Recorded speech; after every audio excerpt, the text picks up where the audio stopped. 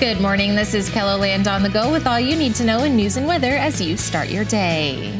A woman's family may be getting closer to justice. As we reported last year, the body of 57-year-old Maria Makes-Him First was found in Pine Ridge in July of 2022. KELOLAND News was there as she was laid to rest days later. Now a grand jury has charged 18-year-old Jonathan Eagle Elk in her death. Maria's niece, Valentina, says she's never heard of the suspect.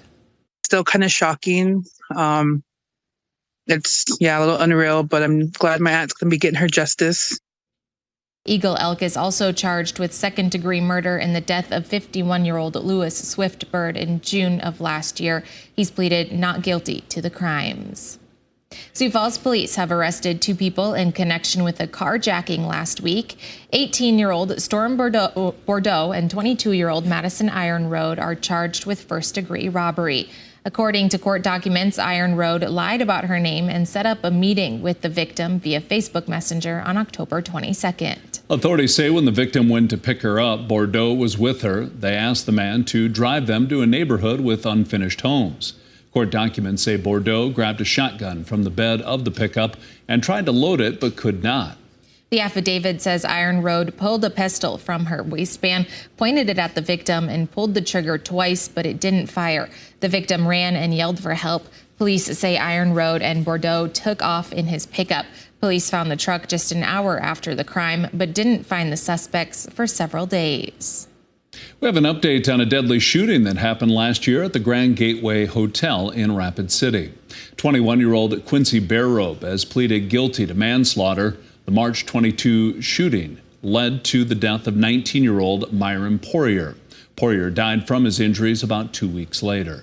In court documents, Bearrobe admits to having a loaded handgun and being intoxicated while in a room with several other people at the hotel. Documents say Bearrobe got into an argument with Poirier, pulled out the gun, and shot twice. Bearrobe said he didn't intend to cause any harm, but acknowledged his actions were reckless and dangerous. He is scheduled to be sentenced in January.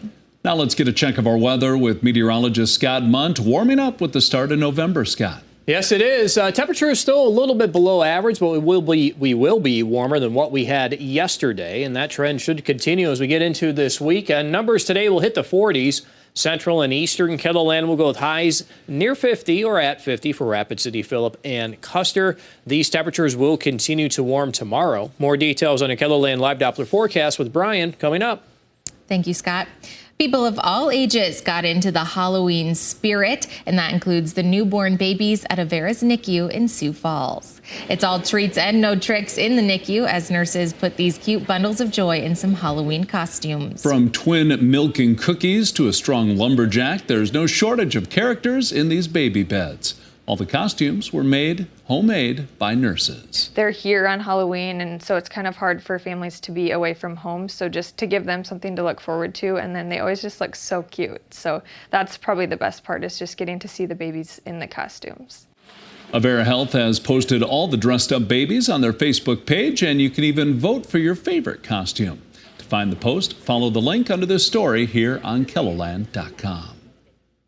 Along with trick-or-treating, Halloween in a small town of Worthing also means hot dogs and a whole lot of community. For the last 3 years, firefighters stationed themselves along streets, handing out candy, meeting people, and helping kids safely cross the highway.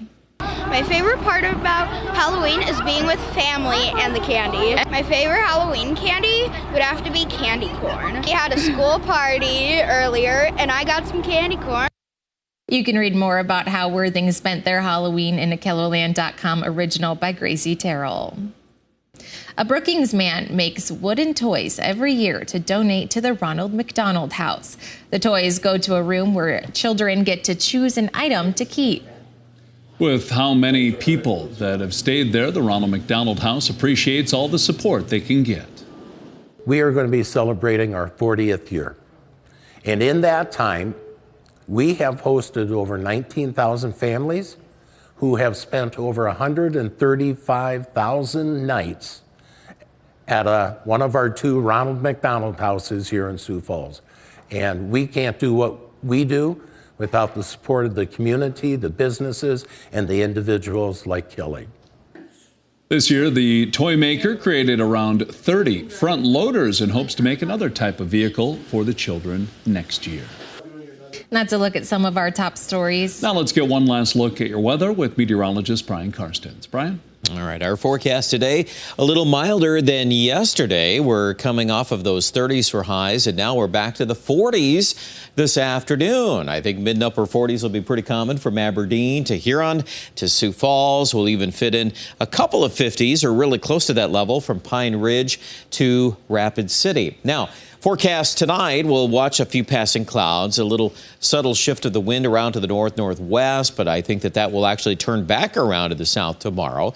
And yes, once again, we'll build a little more momentum, and a few more 50s will show up from time to time. It looks like western and southwestern South Dakota will do the best on Thursday, and even on Friday, we should continue more of those 50s. We'll also at least verbally mention a couple of sprinkle chances here suggested around Aberdeen Thursday night or Friday morning. And don't forget, even into the start of the weekend, there could be a couple of these either sprinkles or a passing light shower, but the amount of moisture we have to work with is pretty limited. And so we're not keying in on anything too organized at this point. I would say, though, that next week there'll be a couple more systems down the road that could produce a little more moisture for us. So in the meantime, 50 today in Rapid City, 47 Chamberlain, Sioux Falls area at about 46. Forecast lows tonight, 24 Mitchell, 25 in Marshall, low 20s in northern South Dakota.